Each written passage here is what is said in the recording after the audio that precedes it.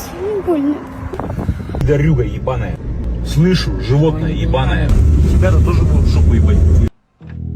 Ekranda ko'rib turganingiz mashhur blogerlarning hayoti va ular yillar davomida blog yuritishgan, o'zlarini qay darajada ideal oila ekanligini ko'rsatib kelishganini, erkak o'zining farzandlarini va ayolini qay darajada haqorat qilgani va qay darajada ularga azob berganini ko'rsatib bergan.